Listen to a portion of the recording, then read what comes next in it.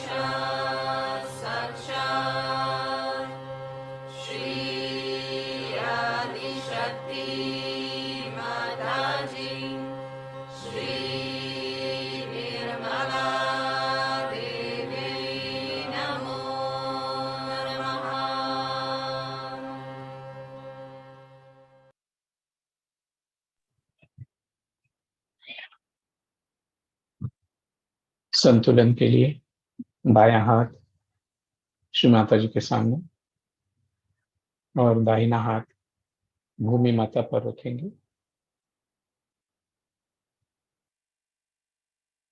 श्री माता जी से प्रार्थना करेंगे। परम पूज्य श्री माता जी, आपकी कृपा में हमारी ईड़ा नाड़ी के सारे दोष भूमि तत्व द्वारा नष्ट कीजिए और हमारी ईड़ा नाड़ी निर्मल कीजिए।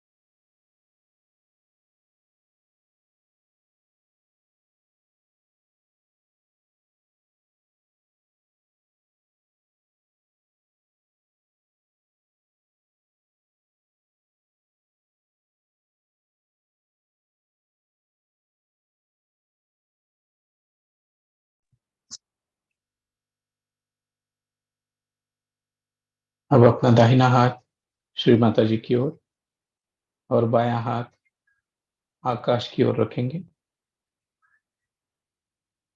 प्रार्थना करेंगे। परम पूज्य श्री माता जी, आपकी कृपा में हमारी पिंगला नाड़ी के सारे दोष आकाश तत्व द्वारा नष्ट कीजिए और हमारी पिंगला नाड़ी निर्मल कीजिए।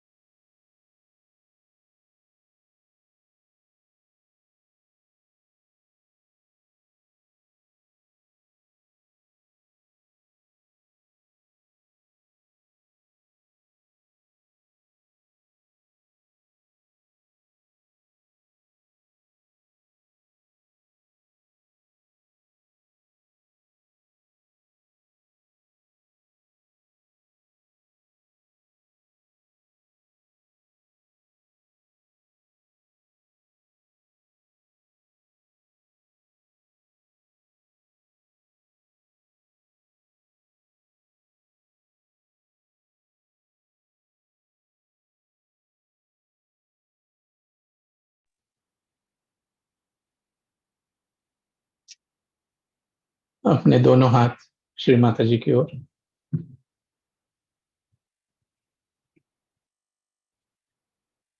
परम पूज्य श्री माता जी, हमें पूर्ण संतुलन प्रदान कीजिए।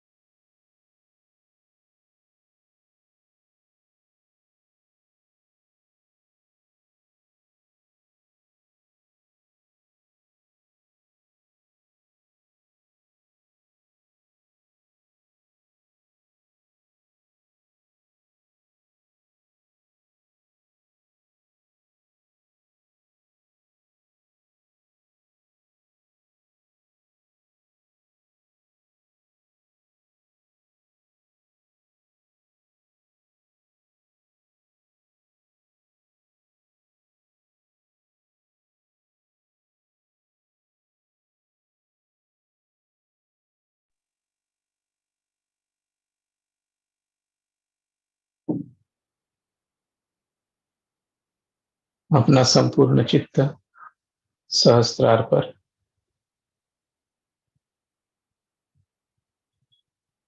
परम पूज्य श्री माता जी कृपया हमें ध्यान की निर्विचार स्थिति प्रदान कीजिए।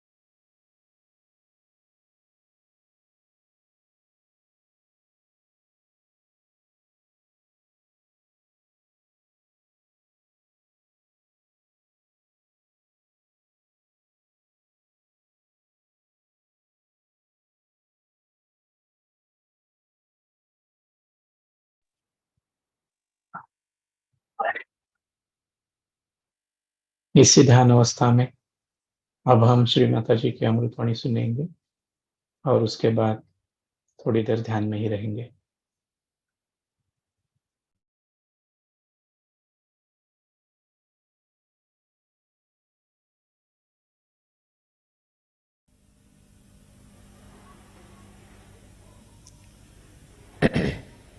Today we have gathered here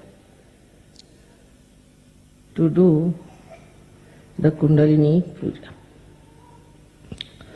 or the Adi Shakti Puja. There's a difference between the two. Adi Shakti is the total power of God, of His desire, while Kundalini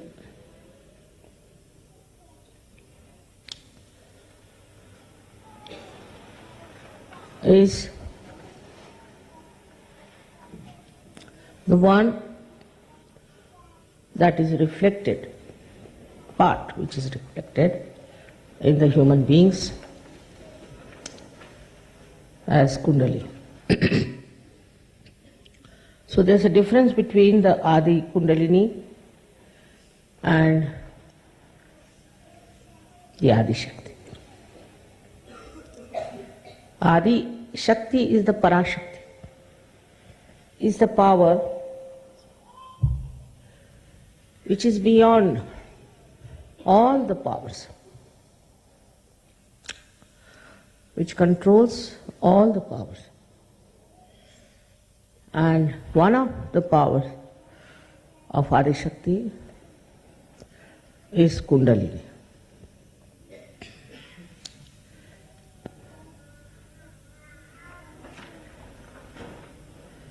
For example, the Kundalini which is placed within me in the triangular bone is not totality of me. In the same way, the Kundalini which is placed within you is not the totality. Of course, it is the power which is there to give you your self-realization. It is the power that redeems you, that nourishes you, that enlightens your centers. But there are two other powers, as you know, very powerful, which are working through Ida and Pingala. And the third one is Mahalakshmi, which is in the center. Now, Kundalini's main job is to give you your self-realization, because she is your individual mother. Everyone has the Kundalini within himself or herself, reflected whatever may be the quality of that person. Now, as you see, reflections fall on everything. Say the reflection of the moon falls on the stone, we don't see any reflection. It then falls on a better reflector, say the water, then we can see the reflection. But when it falls on a mirror, which is very nicely made, say in Belgium, it reflects better. So that is how the reflection gradually goes on improving. In the same way, we have human beings who have different reflectors, but they can be improved and they can be made absolutely top class. It's possible. It depends now. Here it comes the two other powers that are within. The one power, which is the desire. Though the Kundalini, as we see, is the power of pure desire, that it doesn't want anything, but it wants to give you self-realization. The other two powers, one of them is the mundane desire. This mundane desire, if it becomes nothing but pure desire, then Kundalini has no problems from the left side.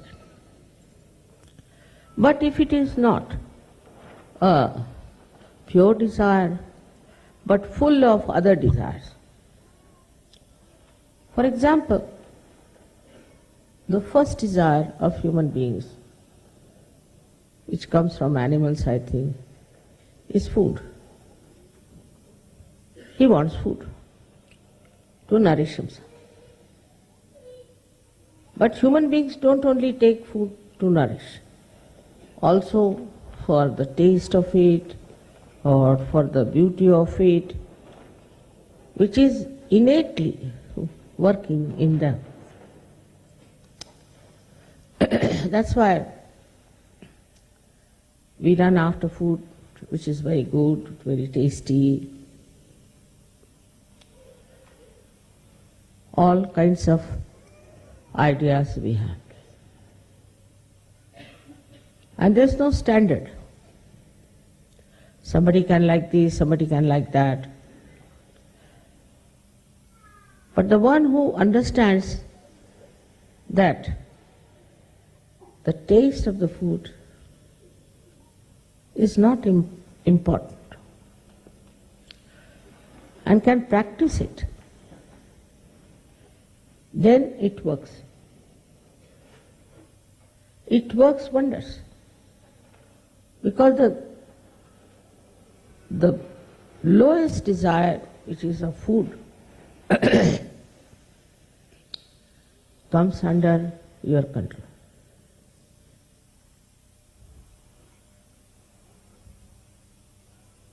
If you can sometimes go without food, of course not for God, but for yourself. God doesn't want you to starve. If you can live without food, if you can enjoy every type of food, then you have done a lot to improve the path of Sushumna for the Kundalini. I've seen in many cases that Kundalini just doesn't rise. She doesn't rise. Even if she rises, she falls back. This happens when a person is very self-indulgent. He's all the time thinking of things which are not of very great importance for spirituality. Apart from this, there's another horrible one desire we have is to grab as much money as possible, to think about money. This time I had a bad experience because Sahajogis came down to me and told me, Mother, they are asking if we should reduce the puja money or something. I was shocked because I never decided about it. It's all decided by the leaders. I said, I'm not concerned. Then they would like to have a bargain, as you have in the shop, you see. Or maybe some sort of a sale or some sort of a thing. This is one of the greatest dangers in your ascent. For a guru, people pay millions and millions. Here you know I'm working it out for your projects, I'm buying lands for you, I'm doing things for you, and for which you need money. But nobody comes forward with any donations as such. They won't. They don't understand that it is for you I have to have all these things, not for me. And they pestered people many a times like this. Once suddenly we decided that we could have 50% payment. Immediately, so many telephone, are you going to have 50% less the bargain price? We are coming for the bargain. Is the sale programming. For example, in the sale, what do they do? They offer you something so that they can get a lot more customers or things like that. Sahaja is just the opposite of that. You don't have to give anything, but you get a lot. But this is not for sale. This is not for sale by any chance. It is a thing where you have to pay because we have to have all these things, and I have to pay so many things which you do not know. Like last time we had about, I think, 50 people who came just free. Some of the leaders know, but some of the leaders, they just go on asking like this because, I don't know, perhaps they want to save money or they want to popularize themselves among the disciples, maybe. That is the reason.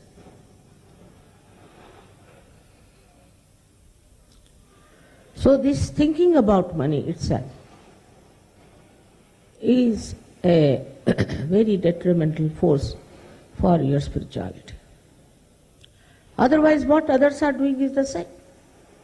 All the time they are thinking of money, thinking of money. Now, if you are thinking of money and thinking of earning more for Sahaja Yoga, to help Sahaja Yoga, it's all right. But it is for your own ideas. In the West, it's very common. Not in India, I must tell you. India is a poor country. But one day, Yogi told me, Mother, I need some money for the school. I said, all right, I'll give you. No, he said, I'll collect. And he collected in one meeting 18 lakhs of rupees. Of course, I told him, now don't take it, I've got money to pay. Don't collect. But so much of money orientation all the time, thinking about money, saving money, these things are absolutely against Sahaja. You can ask anyone how much I understand about money. I don't understand banking. I cannot count. Even £1,000 I cannot count. I'll count them 2,000 or 3,000, I don't know what I do. My brain goes off when it comes to money.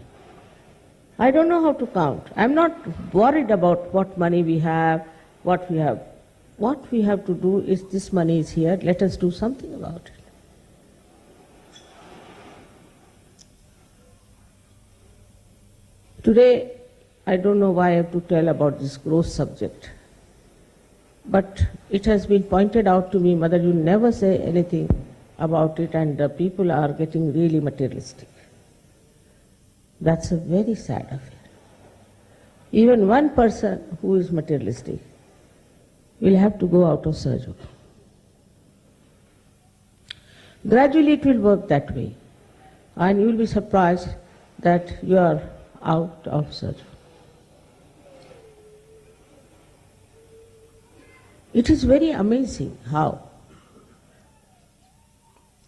after getting realization also, getting on top of the world, we still live in small little holes like rats of this money business. This money has brought so much problems to our world. You can see it clearly. All this economics and all this knowledge of economics, where it has gone? Is the world better by it? There's recession going on everywhere.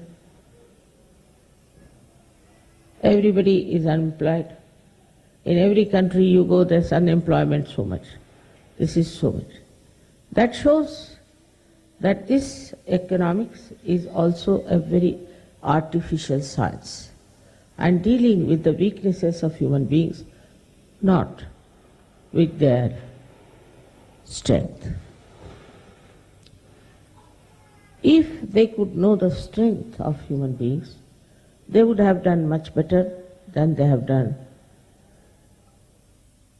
so far. I'll give a simple example.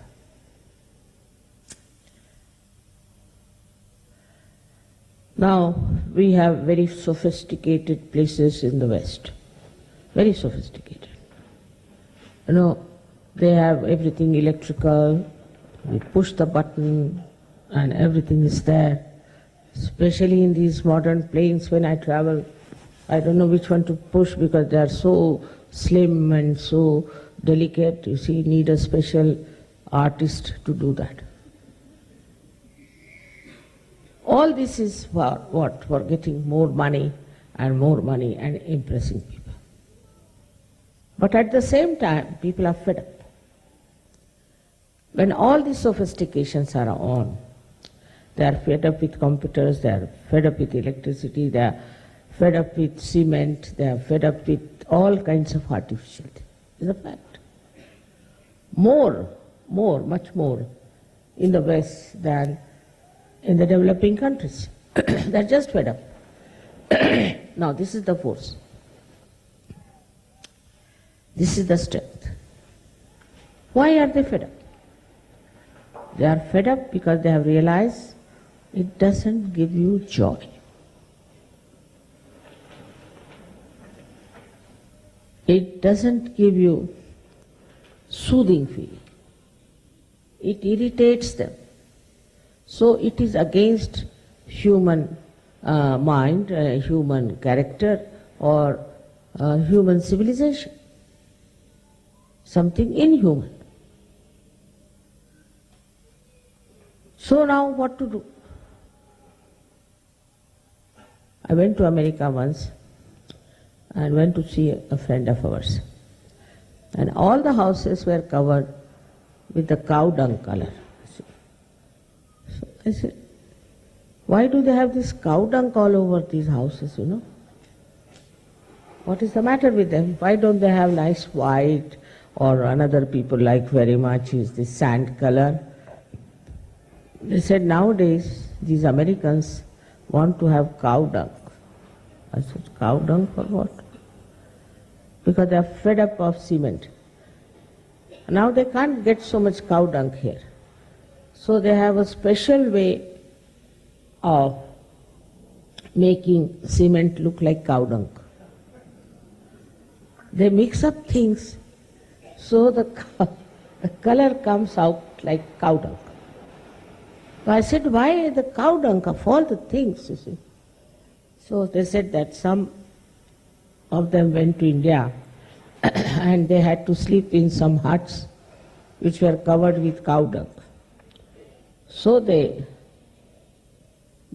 found out logically that cow dung, if we have, it will be the most soothing color for us.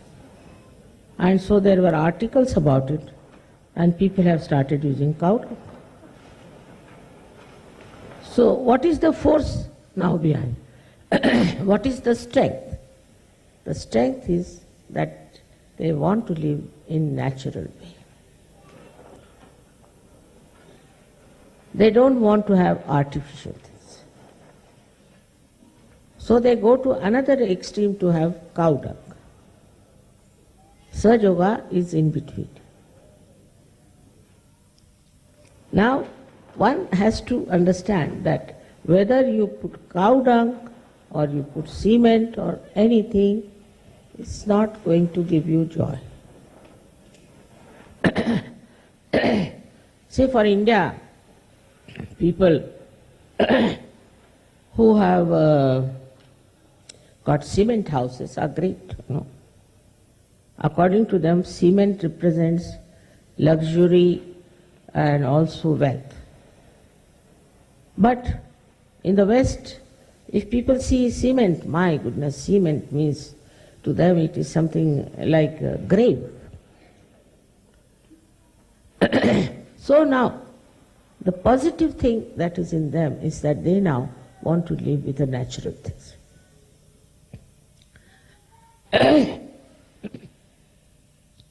They want to use natural material, natural life.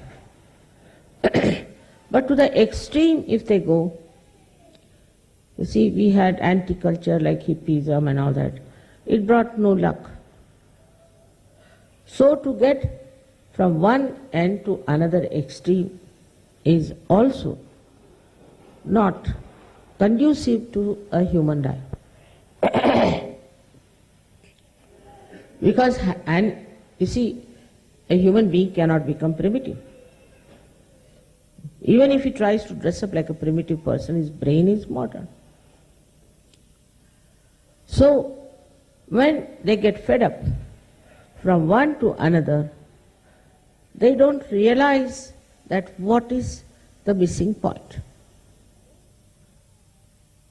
In both the things, whether you live like a rustic person or a very cementy person, any type you might live, the missing point is that in everything there is a competition. Once it starts the fashion, all right, everybody will have cane chairs, everybody is having cane chairs.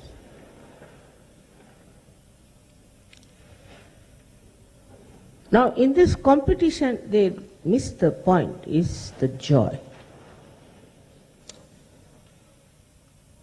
A person who is a realized soul will not desire whether it is cement or anything, doesn't matter, it's just the same. But it will come to his mind that all these artificial things are ruining human beings, so he'll say no. But he will not have hair like the primitive people. He'll not behave like primitive people and lead a very normal, natural life. So when the mind starts thinking something about it, it will never get to the point of joy, from one end to another. So they think that they are going into a balance. They are going into dharma. But my experience is different. Even those who were hippies, I know them, they used to eat like real gluttons, and they are very much interested in their comforts, and they would go to any extent of snatching anything else that belongs to somebody else. They thought they now become hippies, so they are already the landlords. Because they have given up this, they have given up that. So the mind that suggests that to overcome your money orientation, your competition, and all these artificial things, you should change your lifestyle. But that doesn't help. Never. It's just a play of the mind from one to another.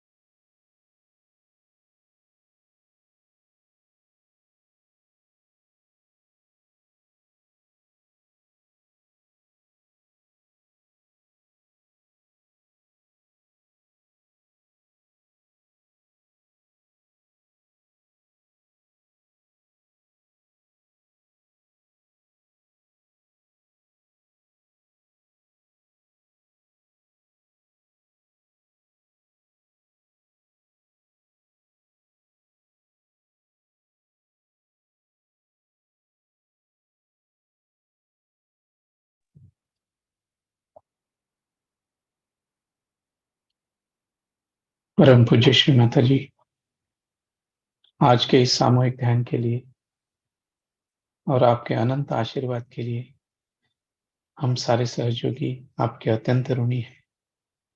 Shri Mata जी, कोटि कोटि धन्यवाद।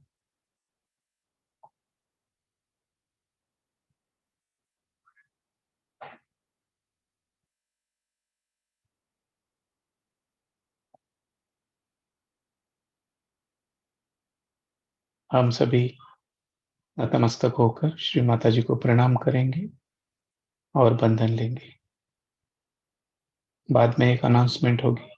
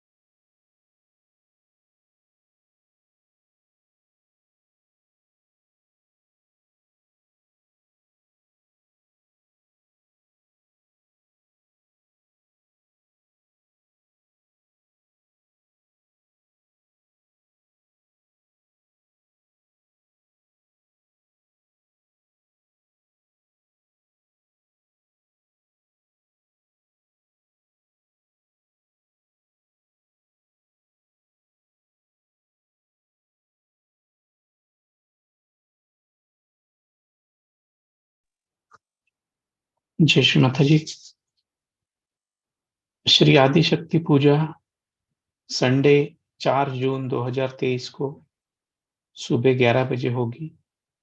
उसका venue है Seth GH high school, Sukurwadi, Borivali east, Mumbai. तो सभी सहयोगी इस पूजा का लाभ लीजिए। जय श्री माता जी।